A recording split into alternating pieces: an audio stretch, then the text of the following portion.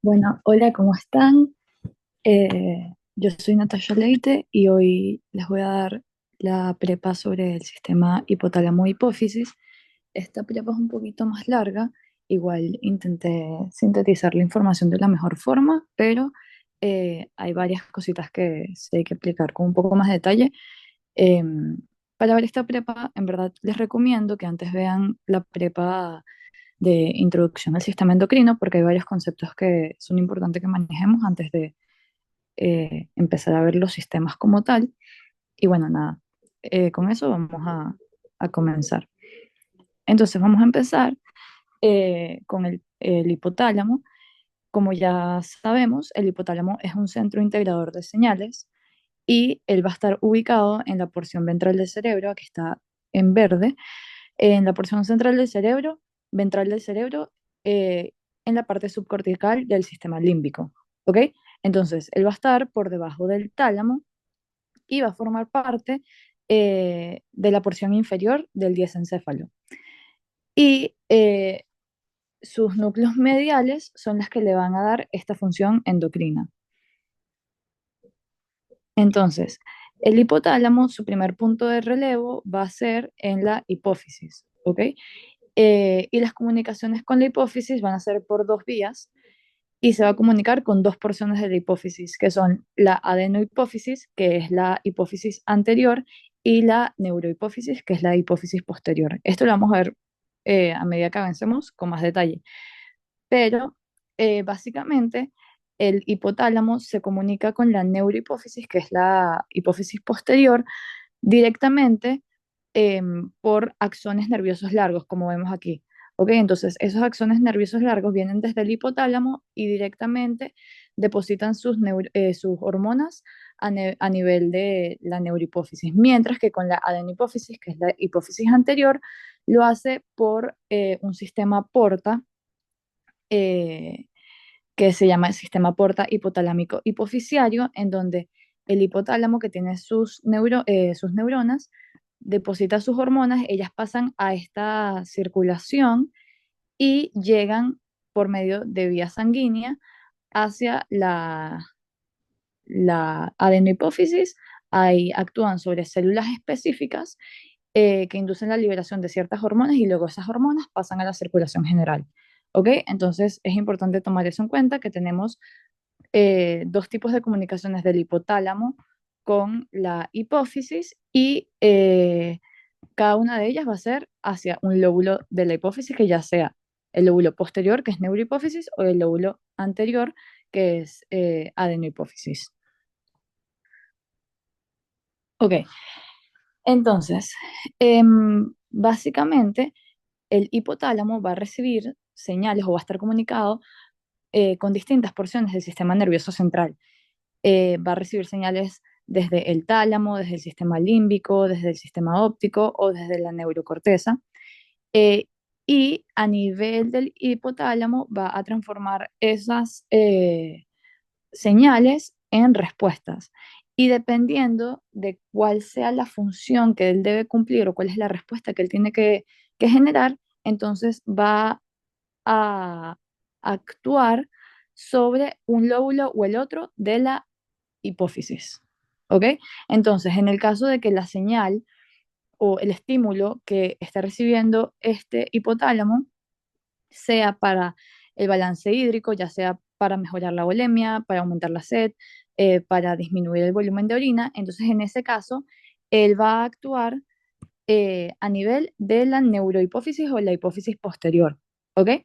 Mientras que si el estímulo es con la finalidad de incrementar la tasa metabólica, es una situación de estrés, hay que incrementar el crecimiento, la reproducción, la lactancia, en ese caso, entonces, el estímulo va a activar la adenohipófisis o hipófisis anterior. Y esto tiene que ver, obviamente, con las hormonas que se liberan, bueno, tanto a nivel hipotalámico como a nivel de la hipófisis, que van a poder generar estas respuestas específicas, ¿ok? Y todo esto obviamente es con la finalidad de mantener la homeostasis de nuestro organismo. Ok, entonces ahorita hablando un poquito más sobre la hipófisis, tenemos que ella es una glándula endocrina que va a estar conectada a la base del cerebro por medio del linfundíbulo, ¿ok? Que es esta estructura. Ella va a estar ubicada, esta es la hipófisis, ¿ok? Entonces ella va a estar ubicada posterior al quiasma óptico, inferior al diencéfalo y en el piso del tercer ventrículo. Y como ya había mencionado anteriormente, va a estar constituida por dos porciones o por dos lóbulos que serían la adenohipófisis, que es esta que es anterior, la adenohipófisis que está en moradito, y que sus componentes epiteliales está formada por distintas células y es anterior, mientras que la neurohipófisis es el lóbulo posterior y su componente es principalmente neuronal. Ok, entonces vamos a hablar un poquito sobre el sistema porta, hipotálamo, hipófisis em, por cada uno de ellos. Entonces tenemos la adenohipófisis. Eh, es importante comenzar eh, tomando en consideración que la adenohipófisis o sea, hormonas no, las neuronas que inducen la señal para estimular la adenohipófisis, ellas están ubicadas principalmente en el núcleo ventromedial del hipotálamo, pero también ahí reciben información del núcleo paraventricular, ¿ok? Pero ellas tienen como que una distribución un poco difusa, o sea, no están como bien localizadas, ¿ok? Entonces, esas hormonas hipotalámicas son neuronas cortas y ellas tienen un trayecto muy cortico y ellas liberan sus hormonas a nivel de la eminencia medial. Y esas hormonas van a pasar a la circulación eh, a este nivel de la eminencia medial. Entonces, estas arterias que se generan aquí, o este plexo venoso, se genera por la arteria hipoficiaria superior. Y ellas forman el plexo primario, que está a nivel de la eminencia media. Entonces, estas hormonas liberadas por estas neuronas pasan a esta circulación y esta circulación es cerrada. Entonces, eso permite que se concentren estas hormonas y pasen o desciendan y lleguen hasta el plexo secundario, que es este plexo que está aquí, que es a nivel de la adenohipófisis. Y una vez que están aquí, ellas pueden salir de esta circulación y actuar sobre sus células específicas, eh, induciendo la estimulación de estas células para que se liberen otras hormonas y esas hormonas luego salgan por las venas hipoficiarias anteriores, ¿ok? Que serían estas que están aquí abajo. Eso es en cuanto a la adenohipófisis, ¿sí? Que como yo les mencioné, no es que es directamente eh, una comunicación directa entre las neuronas y la hipófisis, sino que tiene que pasar por esta vía hematógena, ¿ok? Por el otro lado, la neurohipófisis es lo contrario. Tenemos que las neuronas que generan estas hormonas estarían ubicadas en el núcleo supraóptico y en el núcleo paraventricular y son hormonas que tienen axones muy largos y esos axones pueden viajar por todo el infundíbulo hasta llegar directamente a la neurohipófisis. Y a nivel de la neurohipófisis, entonces ellas liberan estas hormonas y la diferencia entre estas dos es que las hormonas eh, que se liberan a nivel de la neurohipófisis no actúan sobre otras células allí para generar otras hormonas, sino que estas dos hormonas que ya las vamos a ver más adelante, que son la ADH y la oxitocina, pasan directamente hacia los vasos sanguíneos para ser liberadas por las venas hipoficiarias posteriores y pasar a la circulación. ¿Ok? Entonces, esa es la diferencia entre estas dos, que la adenohipófisis tiene que liberar el hipotálamo unas hormonas hipoficiarias, unas hormonas se llaman hipotálamo tróficas, que viajan por vía hematógena, actúan a nivel de la adenohipófisis e inducen la liberación de otras hormonas que ellas sí van a pasar a vía hematógena para actuar sobre órganos diana para inducir la liberación de más hormonas a nivel periférico. Mientras que en la neurohipófisis eh, estos axones largos viajan directamente a la neurohipófisis y allí se liberan esas hormonas que son ADH y oxitocina y ellas pasan a vía hematógena y actúan directamente a nivel periférico sobre sus órganos diana. Entonces, es importante mencionar que em, estas dos hipófisis, que serían la adenohipófisis y la neurohipófisis, van a estar comunicadas de forma vascular. O sea, estas dos redes que ya vimos anteriormente tienen una comunicación entre ellas dos, ¿ok? Y como ya hemos mencionado anteriormente, es un sistema jerárquico que está organizado por niveles. O sea, el hipotálamo sería el mayor nivel, luego vendría la hipófisis y luego los órganos diana, ¿ok? Como había mencionado anteriormente, las hormonas hipofisiotrópicas, que son las generadas a nivel de la adenohipófisis, van a regular a nivel de la hipófisis, van a estar reguladas a nivel de la hipófisis por liberación de hormonas. ¿Ok? Como ya les mencioné, las hormonas que se liberan a nivel del hipotálamo, que pasan o que van a ir a actuar sobre la adenohipófisis, ellas pasan hacia la sangre y aquí a nivel de la adenohipófisis inducen la liberación de otras hormonas, ¿ok? Que esas hormonas van a pasar a la circulación general, mientras que en la neurohipófisis el efecto es directo sobre órganos a distancia y se da por vía hematógena. Como les dije, la oxitocina y ADH, que son liberados a nivel de la neurohipófisis, pasan por vía hematógena a la circulación general y actúan directamente sobre órganos. Entonces, en esta la acción es más directa, mientras que sobre esta inducen la liberación de hormonas a nivel de la adenohipófisis y luego esas hormonas que son liberadas a nivel de la adenohipófisis pasan a la circulación y ellas son las que inducen la liberación de una tercera hormona a nivel de los órganos periféricos. ¿Ok? Es importante que eso quede bastante claro. Puede ser que en esta prepa en verdad sea full repetitiva, pero siento que eso ayuda mucho a fijar conceptos y como esto a veces puede ser un poquito enredado, creo que es una buena forma de que ustedes a medida que vayan viendo la prepa, como que esos conceptos les vayan quedando en la cabeza. Entonces, en cuanto al hipotálamo neuroendocrino, tenemos que el hipotálamo, estamos hablando, ya no estamos en hipófisis, sino aquí arriba en el hipotálamo, vamos a tener dos áreas o dos sistemas, el área magnocelular y el área o el sistema parvicelular, y cada uno se va a relacionar con una área de la hipófisis, ¿ok? Entonces, el área magnocelular, que son esta parte que está aquí, esta parte que está aquí, va a estar constituido por el núcleo paraventricular y por el núcleo supraóptico, ¿ok? Entonces, ellas van a estar constituidas por neuronas largas con un cuerpo que van a estar en estos dos núcleos, como ya les comenté, y ellas se comunican directamente con la neurohipófisis e inducen eh, la liberación, la síntesis y liberación de tanto ADH como oxitocina. Ese es el área magnocelular. Una forma de aprendérselo, magno es como de grande, magno largo, entonces ya saben que si son largas, son neuronas largas, viajan directamente y llegan a la neurohipófisis, ¿ok? Y luego tenemos el sistema parvicelular, que es el que está asociado con la adenohipófisis, ¿ok? Y como ya les mencioné antes, son neuronas pequeñas y difusas, y ellas van a estar ubicadas en el hipotálamo medio basal, que es el núcleo ventromedial, y parte del núcleo paraventricular, ¿ok? Y ellas van a sintetizar hormonas liberadoras, que son esas las que ya les mencioné, que vamos a ver un poquito más a detalle más adelante, hormonas liberadoras e inhibitorias para regular las secreciones de la adenohipófisis. Y como ya mencioné antes, estas hormonas liberadoras van a viajar por medio del sistema porta hipofisiario y llegan luego hasta la adenohipófisis y ahí inducen la liberación de otras hormonas que sí pasan a la vía, a la circulación general. ¿Ok?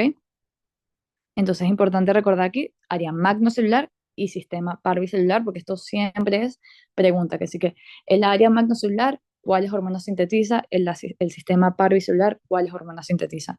Entonces esto es muy importante que les quede grabado.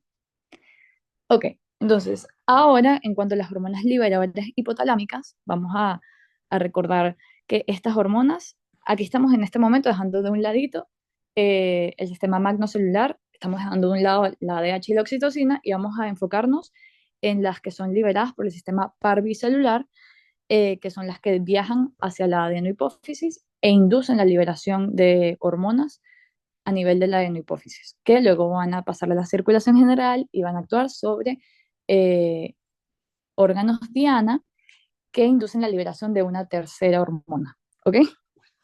Entonces, como vemos aquí, vamos a tener que es un sistema jerárquico donde tenemos el hipotálamo que va a liberar hormonas liberadoras e inhibidoras que van a actuar a nivel de la pituitaria o hipófisis para generar hormonas tróficas, que esas hormonas tróficas luego viajan por vía hematógena hacia órganos blancos que generan una última hormona periférica.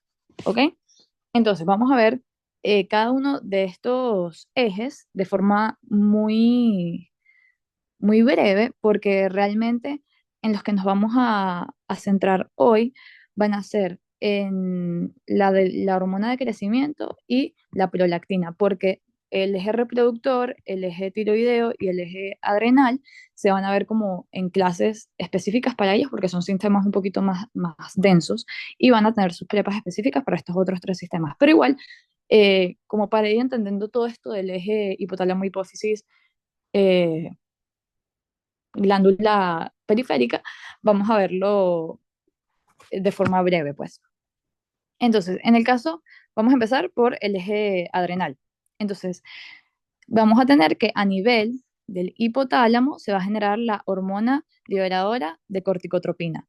Ella viaja, ya sabemos, por el sistema porta, llega hasta la adenohipófisis y en la adenohipófisis ella va a actuar sobre las células corticotropas. Esto es algo muy importante. La adenohipófisis tiene distintas, ya habíamos dicho que su componente era principalmente epitelial. Ella va a tener distintas eh, células que tienen distintos receptores y que son especializadas en la producción de ciertas hormonas. Entonces tenemos, ya las vamos a ver en cada uno de los hijos, pero tenemos células corticotropas, células tirotropas, tenemos células gonodatropas, somatotropas y lactotropas, ¿ok? Y cada una de ellas va a generar una hormona diferente. Entonces, a nivel de la adenohipófisis, la hormona liberadora de corticotropina actúa sobre las células corticotropas e induce la liberación de ACTH, que es hormona adenocorticotrópica, ¿ok? Y ella viaja por vía hematógena e induce a nivel de las glándulas adrenales la liberación de cortisol. Y ese cortisol ayuda a la homeostasis celular y el soporte energético. Este cortisol va a ser el que genera una retroalimentación negativa sobre el eje. Entonces, cuando aumentan los niveles de cortisol, ese aumento del cortisol, que es la hormona que tiene la actividad biológica, sí, que tiene actividad biológica, puede generar por medio de retroalimentación negativa por una asa corta, por una asa larga, eh, inhibición sobre la hipófisis o sobre el hipotálamo para reducir la liberación de estas hormonas, ¿ok? Con la finalidad de que disminuyan los niveles de cortisol a nivel periférico.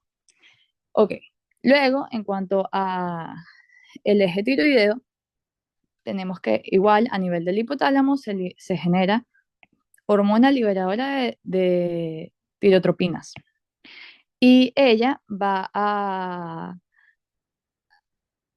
pasar igual por el sistema porta hipofisiario hasta llegar a la adenohipófisis, actúa sobre las células tirotropas y ella induce la liberación de hormona estimulante de tiroides. Esa hormona pasa por vía hematógena, llega a la glándula tiroides e induce la liberación tanto de T3 como T4. Ya vamos a ver en la prepa de tiroides que la T3 es la que tiene actividad biológica y por ende esa es la hormona que puede inducir la retroalimentación del eje.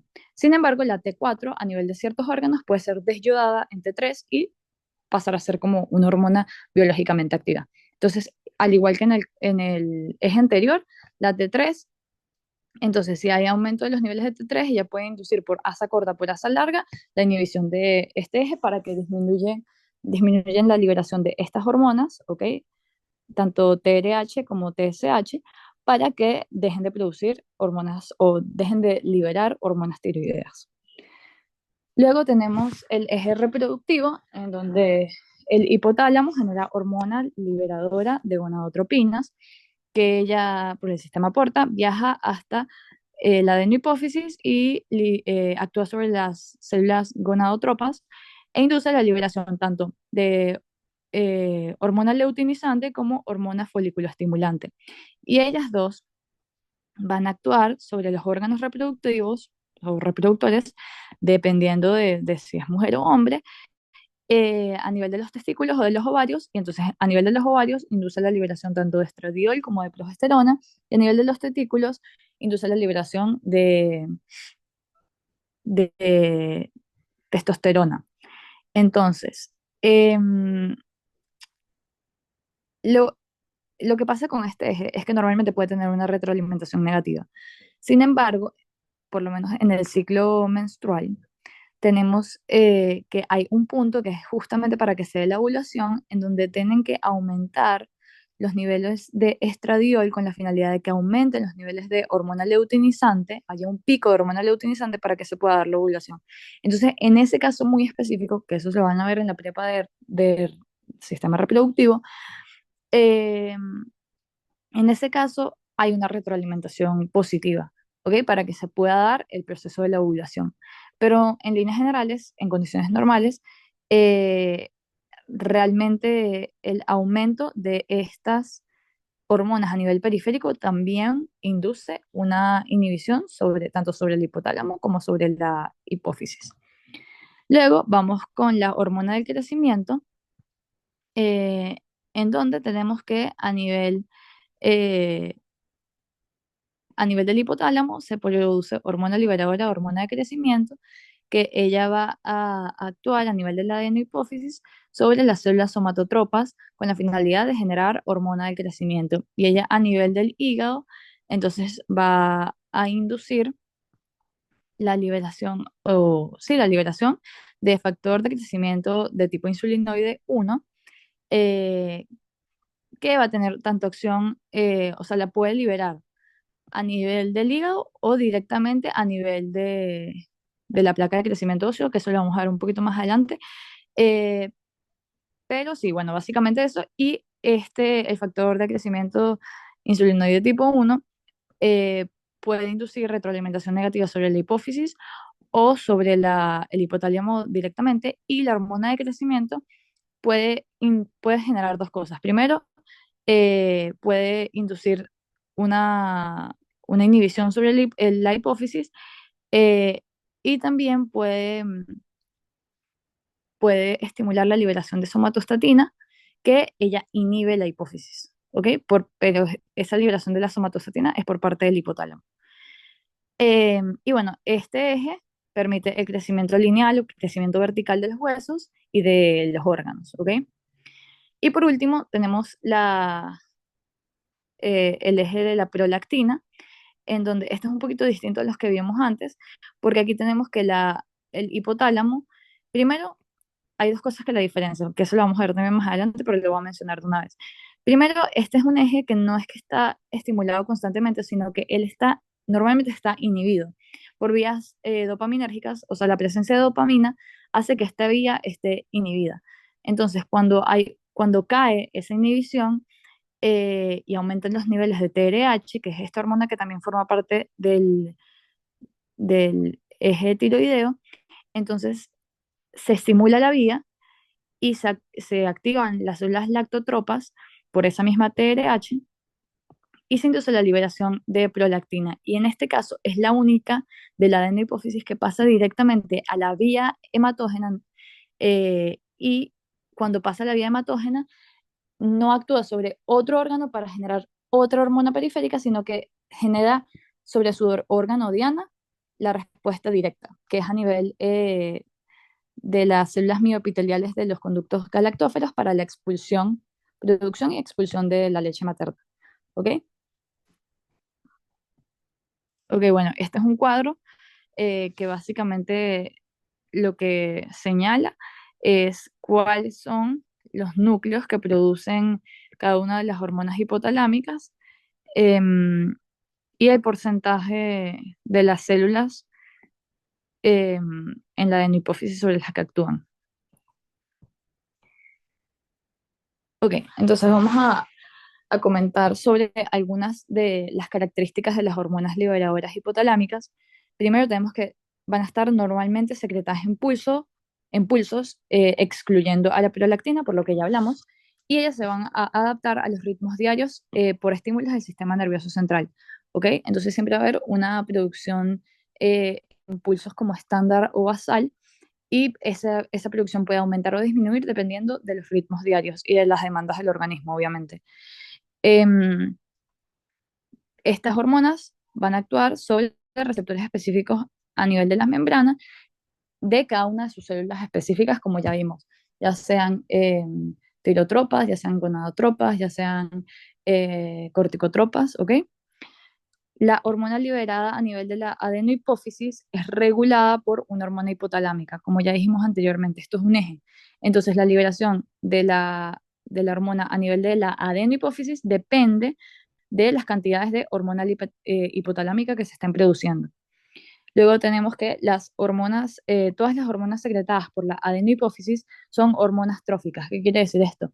Que estas hormonas que se liberan a la circulación general van a actuar sobre unos órganos diana y estas hormonas son tróficas, que significa que no solamente inducen la producción de una hormona a nivel de ese órgano, sino que también pueden generarse un aumento sostenido de estas hormonas, pueden generar hipertrofia de ese tejido. Ok, esto creo que ya es más de lo mismo, pero bueno, nunca está de más repetirlo para que quede bien grabado. Em, los sistemas hormonales están como organizados en ejes. Ya sabemos que el hipotálamo genera las hormonas, actúan a nivel de la hipófisis y luego esas hormonas van a generar o van a actuar a nivel de los órganos a nivel periférico, ¿verdad? En este caso que tenemos aquí es el eje tiroideo, entonces tenemos que el hipotálamo refiere señales o recibe señales, perdón. Eh, el hipotálamo genera hormona liberadora de tiroides, de tirotropina, perdón. Por medio del sistema porta viajan, llegan hasta la adenohipófisis, lóbulo anterior de la hipófisis, y sobre las células tirotropas se induce la liberación de hormona estimuladora de tiroides, viaja por vía hematógena, llega hasta la tiroides y ahí induce la liberación de T3 y T4 que pasan a la circulación general. Y aquí se genera por medio de retroalimentación por asa corta o por asa larga. eh, Se hace retroalimentación sobre la hipófisis o sobre el hipotálamo o sobre las dos, pues. Entonces ya sabemos que en su mayoría, quitando ciertas excepciones como lo que les expliqué del eje reproductivo, va a ser, la regulación va a ser por mecanismos de retroalimentación negativa, por un eje hipotálamo, hipófisis o órgano periférico. ¿Ok? Entonces, ¿qué quiere decir esto? Que en condiciones normales y en la mayoría de las veces, cuando hay una disminución de las hormonas periféricas, ¿ok? Cuando bajan estas hormonas, entonces van a aumentar los niveles de hormonas tanto hipotalámicas como hipofisiarias. Y lo contrario, cuando aumentan las hormonas periféricas, entonces disminuyen las hormonas hipofisiales e hipotalámicas. Ok, entonces ahora vamos a hablar más a detalle sobre las hormonas de la neurohipófisis, que como vale la pena recordar son hormona antidiurética, que es la ADH, y la oxitocina. Entonces, como ya habíamos mencionado anteriormente, estas neuronas van a ser generadas a nivel del sistema magnocelular, ¿ok? Que es este que dejamos aquí. El sistema magnocelular es aquí arriba, se comunican por sus axones que son muy largos con la neurohipófisis directamente, liberan sus hormonas, que serían ADH u oxitocina, que pasan a una pequeña red de capilares y así pueden salir hacia la circulación general.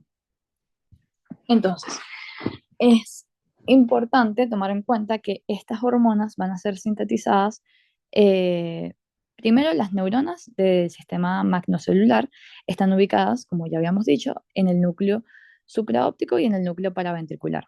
¿Ok? Entonces, cuando ellas reciben un estímulo, van a sintetizar estas hormonas como prohormonas, que van a estar formadas por una hormona con una porción que tiene la actividad biológica, que será la hormona como tal, más péptidos cosecretados. Y estos péptidos cosecretados van a ser la neurofisina 1 en el caso de la oxitocina y neurofisina 2 en el caso de la ADH. ¿Ok? Entonces, como vemos aquí, tenemos la prohormona que está constituida por la hormona con la actividad biológica y la neurofisina, que dependiendo de si es uno o dos, va a ser oxitocina o ADH. Y ellas, a nivel del aparato de Golgi, van a ser almacenadas en vesículas juntas, ¿ok? O sea, se va a, se va a almacenar la neurofisina 1 con la oxitocina y la neurofisina 2 con la ADH. Y esas vesículas van a ser transportadas por todo este axón, hasta llegar a la porción más distal, en donde se van a mantener almacenadas en vesículas, ¿ok? Esperando que un estímulo induzca el cambio de la polaridad de la membrana para que aumenten los niveles de calcio y puedan ser liberados hacia el exterior. En estos núcleos, en estas vesículas, eh, están como prohormonas. ¿Qué quiere decir eso? Que ellas realmente están eh, juntas. O sea, la neurofisina está unida a la oxitocina y la neurofisina 2 está unida a la ADH. Pero a nivel de las vesículas, entonces, por medio de cambio del pH y por acción de enzimas líticas, se separan y entonces queda la hormona con actividad biológica y la neurofisina, ¿okay? Que sería el péptido cosecretado. Y cuando ya se van a liberar a nivel de la circulación general, aquí, entonces se liberan ambas en las mismas cantidades, porque están contenidas en la misma vesícula, en las mismas cantidades, pero están separadas. Entonces se liberan a la circulación como la hormona con actividad biológica y la neurofisina, ¿ok? Y la vida media de estas hormonas es corta, entre 1.5 a 2.5 minutos, y ambas tienen 9 aminoácidos, o sea, tanto la oxitocina como la ADH están constituidas por 9 aminoácidos, y ellas dos difieren una de la otra por un solo aminoácido. Ok, en cuanto a la oxitocina, tenemos que él es un potente estimulador de la contracción y los estímulos que permiten su liberación son estímulos táctiles del cuello uterino y estímulos táctiles de los pezones. Y ellos van a ser o van a depender de un reflejo neuroendocrino. ¿Qué quiere decir eso? Nosotros tenemos que a nivel de la periferia, ya sea en el útero o ya sea en los pezones, vamos a tener receptores de estiramiento. Entonces, cuando son estimulados, eh, esos receptores de estiramiento, se va a generar un estímulo por la vía, por el haz espinotalámico, que constituiría esto el asa aferente nerviosa, que llega hasta el hipotálamo y en respuesta a esto, que es el receptor, que es la estimulación de los receptores de estiramiento, se genera ese reflejo neuroendocrino que va a generar a nivel del hipotálamo eh, por estas hormonas del área magnocelular, van a generar, eh, o sea, esas hormonas viajan, o bueno, que se extienden desde el hipotálamo hasta la neurohipófisis. A nivel de la neurohipófisis van a liberar oxitocina, que por medio del asa aferente endocrina van a generar el estímulo final, que sería la contracción de los ductos mamarios y en el útero. Y aquí tenemos los efectos más importantes, que será aumento de las contracciones del miometro uterino, que es muy importante, por eso es que la oxitocina es súper importante en el trabajo de parto, ya que induce la contracción del miometro uterino y por eso permite que se pueda dar el parto. Luego, aumento de la contracción de las células mioepiteliales de los ductos galactóferos, que permiten la expulsión de leche materna y también contribuyen al avance del esperma por el tracto genital femenino. Entonces, cuando hay déficit de la oxitocina, por lo menos en las mujeres embarazadas que están en trabajo de parto y tienen déficit de la liberación de esta hormona, entonces tienen que darles hormonas eh, artificiales, que si mal no recuerdo es el Pinocin, o sí, creo que era Pinocin, o Pitocin, que básicamente es una hormona que genera la misma acción que sería esta, que la oxitocina. Em, Luego vamos a hablar sobre la hormona antidiurética o también llamada vasopresina. Eh, las funciones de la ADH son dos específicas, que son mantener la osmolaridad plasmática y mantener el volumen sanguíneo. Esas son sus dos funciones, ¿ok? Entonces, los receptores que, que reciben los estímulos están ubicados en la región anterior del hipotálamo, porque ya sabemos que esto es por el área magnocelular, y a nivel renal eh, ella va a actuar, la ADH actúa a dos niveles, a nivel renal y a nivel de los vasos periféricos, vasos sanguíneos periféricos, ¿ok?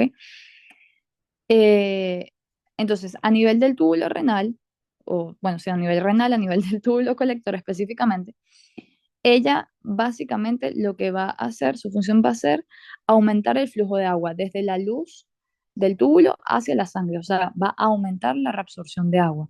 Y esto lo hace, en esta imagen lo podemos ver mejor, este es la luz del túbulo y esto es el espacio intersticial y aquí estaría la sangre, ¿ok? Y estas son las células eh, del túbulo. Entonces, la vasopresina, eh, mentira, al revés. Exacto. Este sería el espacio intersticial y aquí sería la luz del túbulo. Lo que pasa es que como está en amarillo me confundí. Esta sería la luz del túbulo de este lado, aquí sería el espacio intersticial, entonces de este lado estarían los vasos sanguíneos. La vasopresina, que vendría obviamente por la sangre, sí, por la sangre, va a pasar al espacio intersticial y se va a unir a unos receptores en estas células, que son las células principales, que son los receptores B2, ¿ok? Ella interactúa con estos receptores que están unidos a proteína GS, como vimos en la clase de introductoria, la GS es una proteína estimuladora y ella por medio de la segundos mensajeros en el dato ciclasa aumenta la AMP cíclico que activa una proteína quinasa A y ella va a inducir la liberación desde vesículas intracelulares de acuaporina 2, ¿ok? Y esas acuaporina 2 van a pasar a la membrana vasolateral y esas acuaporinas son transportadoras que permiten el paso de agua desde el túbulo colector hacia la célula y posteriormente hacia el espacio intersticial y hacia la circulación general. ¿Ok? Entonces, esta es la forma en la que a nivel del túbulo colector la vasopresina o la ADH induce la producción, o no la producción, pero la expresión de acuaporinas con la finalidad de aumentar la reabsorción de agua. Eh, ¿Y cuál es el efecto final? Que va a disminuir el flujo de orina, porque obviamente estamos quitando agua desde el túbulo, entonces disminuye el flujo o el volumen de orina y aumenta la molaridad de la orina. ¿Por qué? Porque estamos concentrando aún más la orina. Eh, Eso es por medio de los receptores B2. ¿Ok? Entonces, es importante recordar, la ADH va a ser secretada ante dos estímulos principales, que sería un aumento de tan solo el 1% de la osmolaridad plasmática o una disminución del 10% de la volemia. Esto es súper importante, súper importante, que con un cambio de apenas 1% de la osmolaridad, o sea, con un aumento de apenas 1% de la osmolaridad, ya se induce la liberación de ADH. O sea, ese es su estímulo más importante. Y luego por una caída de la volemia de o sea, a partir de 10%. Ok, entonces continuamos con la ADH. Como ya habíamos dicho anteriormente, por un aumento de la osmolaridad se van a activar o la ADH va a actuar sobre receptores B2 y por una disminución de la presión arterial actúa sobre receptores B1. ¿Ok? Que esto está vinculado con la volemia. Si disminuye la volemia, disminuye la presión arterial. Entonces, en cuanto al control de la secreción de la ADH, tenemos en el 1 aquí, si hay un aumento de la osmolaridad plasmática, entonces va a haber paso de agua desde el espacio intracelular de todas las células con la finalidad de restituir esa osmolaridad, ¿ok? Eh, que eso lo vieron en renal. Entonces pasa agua y por ende estos osmoreceptores van a captar ese aumento de la osmolaridad y van a generar estímulos o van a enviar estímulos hacia el núcleo supraóptico eh, que va a inducir la liberación por estas hormonas, por estas neuronas a nivel de la neurohipófisis de ADH. Y ese ADH pasa a la circulación general y con la osmolaridad principalmente es a nivel de los receptores B2, como les había comentado, que por lo que explicamos anteriormente, se va a promover la retención de agua por medio de la reabsorción mediada por acuaporinas. Eso genera aumento del volumen sanguíneo y eventualmente va a ayudarnos también a aumentar la presión arterial. Del otro lado, en el caso de que sea por una disminución de la volemia, ya sea por una hemorragia o por un shock cardiogénico, eso va a ser sensado por los valorreceptores, que son los receptores que miden volúmenes eh, y presiones. Y ellos van a enviar señales por medio del nervio vago hacia el núcleo paraventricular o hacia el núcleo supraóptico, y eso induce la liberación, o sí, la liberación de, de ADH a nivel de la neurohipófisis, y estos van a actuar principalmente sobre receptores B1 que están ubicados a nivel de los vasos periféricos, arteriolas periféricas, y la unión de la ADH a estos receptores induce vasoconstricción periférica que aumenta la resistencia vascular periférica, y esto también contribuye al aumento de la presión arterial. Ok, entonces, en cuanto a las alteraciones en la secreción de ADH, vamos a tener que podemos tener excesos o deficiencias, ¿ok? En el caso de que haya un exceso o una hipersecreción de la hormona antidiurética, todo lo que vimos anteriormente va a estar como exacerbado. Entonces, obviamente, si hay una hipersecreción de ADH, va a haber un bajo volumen urinario porque hay muchas acuaporinas que están reabsorbiendo mucha agua, y la osmolaridad de la orina va a estar muy alta, ¿ok? Porque estamos quitando mucha agua desde la orina. Va a haber una baja osmolaridad plasmática porque estamos metiendo mucha agua hacia el compartimiento extracelular, y por ende o sea, estamos diluyendo todo lo que está en ese compartimiento, y por eso va a haber una disminución de la osmolaridad plasmática, y va a haber un aumento de la presión arterial, por lo que ya dijimos, va a aumentar la volemia, y también va a haber vasoconstricción periférica por acción de la ADH. Entonces esto todo va a generar que aumente la presión arterial. Y esto puede pasar en el caso de ciertos adenomas, cuando hay producción excesiva en el hipotálamo por una causa desconocida, o cuando hay sobreproducción ectópica. Lo contrario serían las deficiencias, que es lo que sucede en la diabetes insípida, en donde hay una hiposecreción de ADH, ¿ok? Y este trastorno metabólico, que es la diabetes insípida, se caracteriza por poliuria extrema, que es una orina muy diluida porque no se está reabsorbiendo nada de agua, polidipsia, hipotensión, disminución de la retención de agua por parte del riñón, porque pasa todo lo contrario de lo que pasaba aquí, ¿ok? Y las causas pueden ser tanto central como nefrogénica. En el caso de la central es por una lesión directa sobre el hipotálamo que no permite que se genere o se libere ADH, y una nefrogénica en el caso de que haya una falla sobre los receptores específicos a nivel periférico, especialmente a nivel renal, que serían los receptores B2, ¿ok? Que son los que están en el túbulo colector.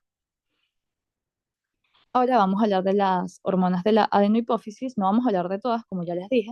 La, Vamos a hablar nada más de la hormona de crecimiento y de la prolactina, porque las otras tres eh, van a tener sus clases específicas, ¿ok? Entonces vamos a empezar por la hormona de crecimiento. Vamos a recordar de embriología que, bueno, nosotros tenemos etapas críticas del crecimiento. Una de ellas eh, es en los primeros años de vida. También tenemos a nivel de intrauterino y a nivel de la adolescencia, ¿ok? Pero una vez que ya nacemos, las principales hormonas que inducen el crecimiento extrauterino serían la hormona tiroidea y la hormona de crecimiento.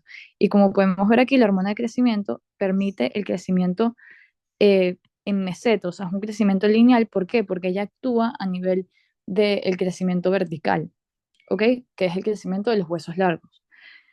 Em, Entonces, bueno, sí, aquí en esta gráfica básicamente lo que representa es que los distintos órganos van a tener como picos.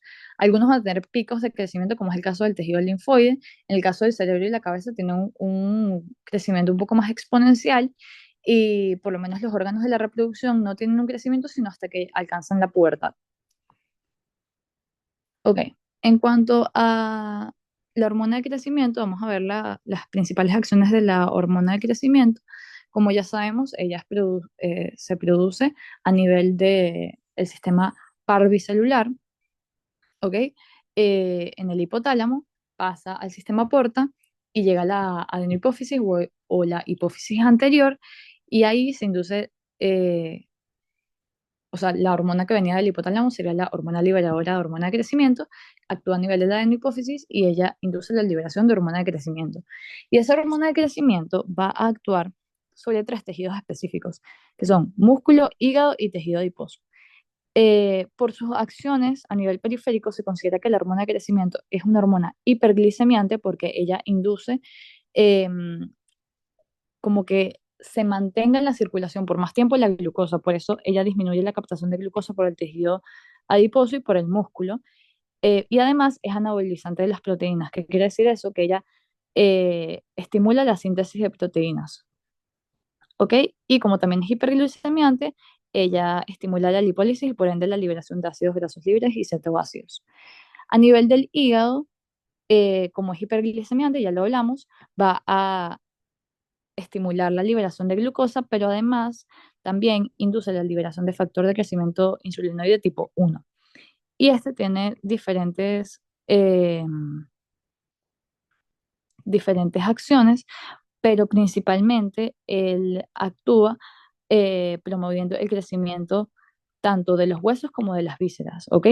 Y él tiene un trabajo muy importante a nivel de el crecimiento vertical, porque este factor de crecimiento insulinoide tipo 1, que es liberado tanto a nivel del hígado, y ya vamos a decir cómo pasa, llega del hígado hacia los huesos, pero también la hormona de crecimiento actúa a nivel del cartílago, de los condrocitos de los huesos largos, y en ese mismo lugar ella induce la producción de ese factor de crecimiento insulinoide tipo 1 y esta hormona a ese nivel promueve la diferenciación celular y el crecimiento vertical. ¿Okay? Ella a nivel de la placa de crecimiento óseo eh,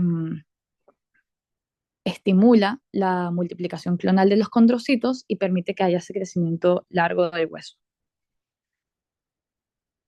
Ok, esto realmente lo que quiere decir es que una vez que se libera la hormona de crecimiento, ella actúa a nivel del hígado y ella se va a unir a diferentes proteínas para poder ser transportada al resto del organismo. Pero al mismo tiempo, esa hormona de crecimiento también puede pasar directamente a los huesos largos y dentro de los huesos largos inducir la producción de IGF-1, ¿ok? Pero cuando llega al hígado, entonces se puede unir a estas dos proteínas que son IGFP3 o ALS, se une a ellas y por ellas, unidas a ellas, es transportada o viaja a nivel de la circulación sanguínea y entonces una vez que llega al lugar donde va a ejercer su acción, entonces es lisada, se separa de esa proteína transportadora y ahí puede generar su acción. Y en este caso muy específico, en el crecimiento vertical, cuando llega a la placa de crecimiento ósea, la IGF-1 tiene la capacidad de inducir sobre los condrocitos la multiplicación o la expansión clonal para que se favorezca como el crecimiento de esa placa ósea.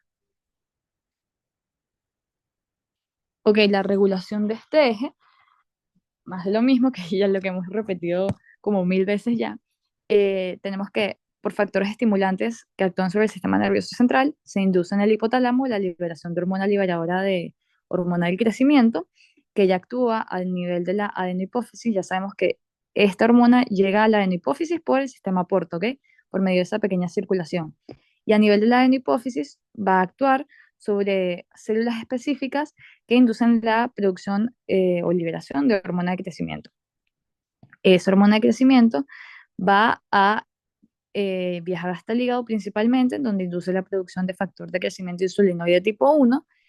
Y aquí vamos a tener varias que ya había mencionado antes, pero vamos a tener varias formas de inhibir o de generar una retroalimentación negativa sobre este eje. Entonces, el factor de crecimiento insulinoide tipo 1 principalmente puede generar retroalimentación negativa sobre la adenohipófisis como sobre el hipotálamo.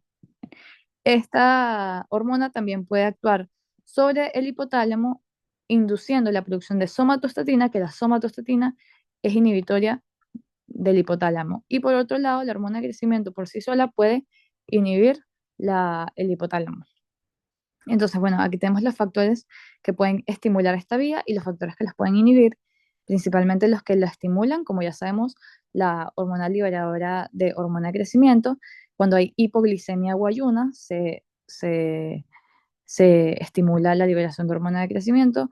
estadio 3 y 4 del sueño, en estrés y estrógenos y andrógenos también se estimula la vía y se inhibe en el caso de que, bueno, obviamente presencia de somatostatina, cuando hay hiperglicemia, hay demasiado glicemia, entonces esto se inhibe. Cuando hay presencia, como ya dijimos, de altas cantidades de factores de crecimiento insulino de tipo 1, de hormona de crecimiento, de cortisol o en el caso de la obesidad.